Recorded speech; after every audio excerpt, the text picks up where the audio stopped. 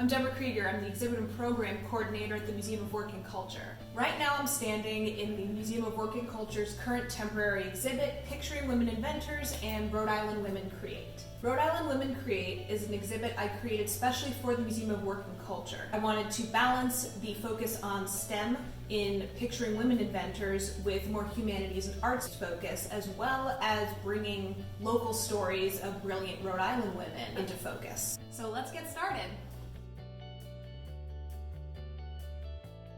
It's a narrative very much in line with American ideas of individuality and ingenuity. A girl of only 12 teaches herself how to braid straw to copy the luxurious straw bonnets imported from England and worn by wealthier women. While Betsy Baker's story of inventiveness may be partially apocryphal, the fact remains that this innovation allowed for the development of a cottage industry of straw hat making in Rhode Island. The daughter of a tanner, Baker created a method that allowed this stylish accessory to be accessible to working-class women and girls like her. Rather than patenting her technique, Baker instead chose to teach her classmates and later fellow wives in Providence. Recounting the height of her success, Baker wrote in her diary, "I could frequently make $1 a day, over $20 in 2021. Baker and her husband later moved to Westwood, Massachusetts, where she continued to teach women to make bonnets. According to the Westwood Historical Society, the Bakers also participated in activist causes. They raised relief money to support victims of the Irish potato famine, and they were both anti-slavery advocates who may have been a part of the Underground Railroad. In 1858, Rhode Island Governor Elisha Dyer took the major step of honoring Betsy Baker for her contribution to Rhode Island industry and economy. In the wake of the financial panic of 1857, telling the story of Betsy Baker helped to emphasize Rhode Island's status as a hub of development and creativity.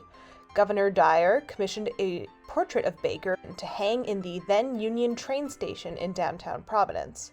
The painting was mounted with the proclamation that, quote, "Mrs. Baker, as the first inventor in the United States of the art of braiding straw for ladies' hats and bonnets, a business which now gives employment to thousands of persons and millions of capital, is especially entitled to honor and respect." All right, let's move on to the next Rhode Island woman. If you had picked up a copy of the Providence Journal on November 30th, 1870, you might have seen a notice on page 3 advertising the services of one, quote, hair doctress, Madame Carto Bannister, announcing that she would be at number 6 B Street in Providence for the next several days.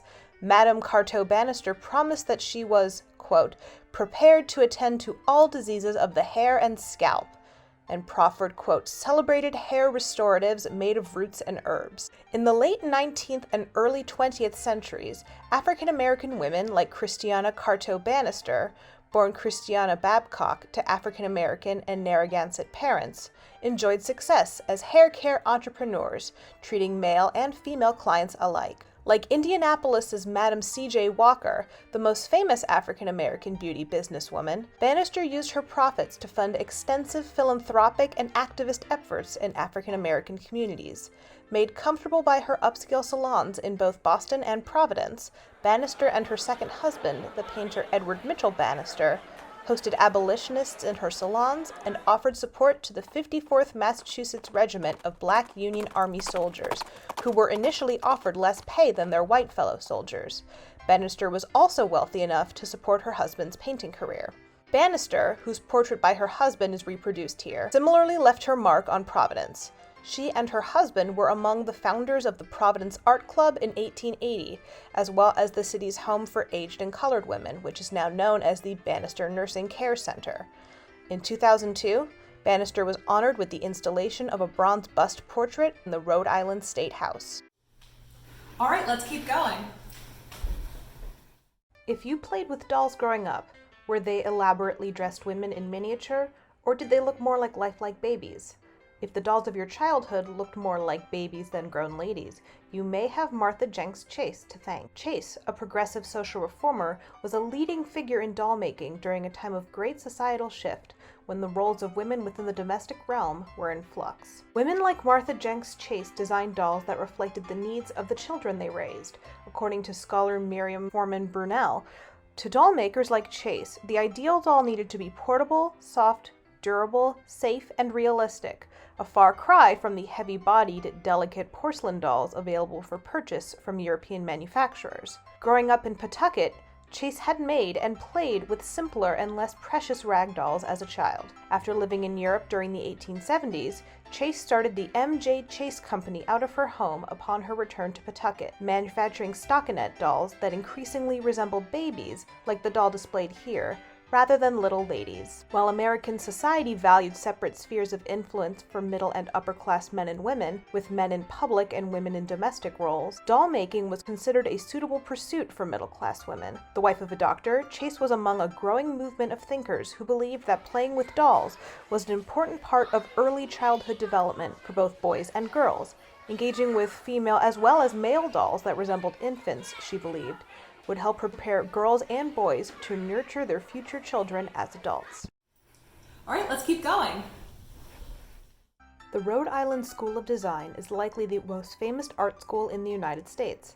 Since its founding in 1877, it counts Shepard Fairey, Kara Walker, and David Byrne of the Talking Heads among its wide range of artistic and creative alumni. But it all began with a choice made the year prior. Should Rhode Island have a school for industrial arts and design, or a drinking fountain for a park? The grandeur and spectacle of the 1876 Philadelphia World's Fair convinced Providence-based teacher and mother Helen Adelia Rowe Metcalf that what her state needed was a way to train the next generation of artists and designers.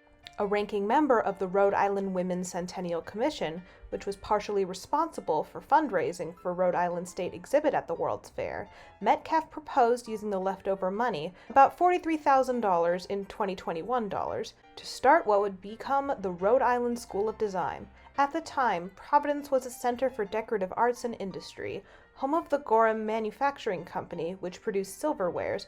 Providence also housed over 100 jewelry companies employing over 2,500 workers by 1875, according to the New England Historical Society. In a September 1878 article, the Providence Journal, quote, cheerfully endorsed the creation of RISD, noting that, quote, skill in drawing among artisans means nowadays improvement in manufactures, and it is almost certain to be followed by increase of wages. We hope that every working man who desires to better his condition in life and to advance the industrial interests of the state will attend the school. Metcalf, also related by marriage to Betsy Metcalf Baker, was the founding director of RISD until her death. Not content merely to be an administrator, Metcalf also taught courses and reportedly even swept the floors between lessons. All right, we're moving on to the last Rhode Island woman. In a 1904 interview with the San Francisco Call, star soprano Matilda Cicereta Jones, born Matilda Cicereta Joyner, declared, quote, I can never remember the time when I did not sing. Born in Portsmouth, Virginia, Jones grew up singing in Providence, in church choirs, and in singing lessons alike. While Jones was popularly thought of as the Black Patti, a marketing tool referencing the Italian opera star Adelina Patti, she actually disliked the comparison. Unlike Adelina Patti, however, Jones was never allowed to join an opera company and perform a full opera on stage.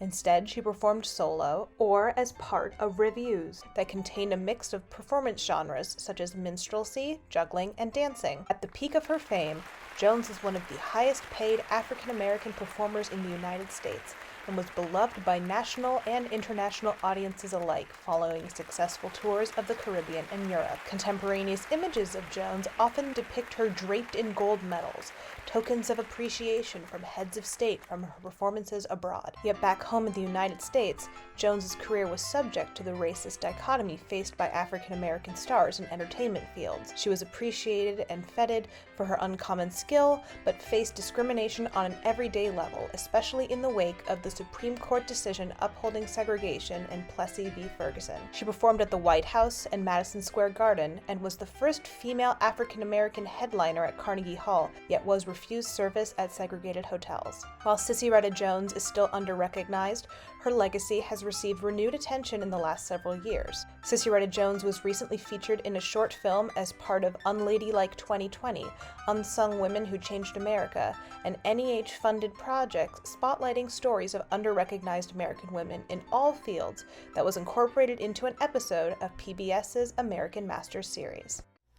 All right, thanks for participating in this tour with me. I hope you can come see Rhode Island Women Create in person.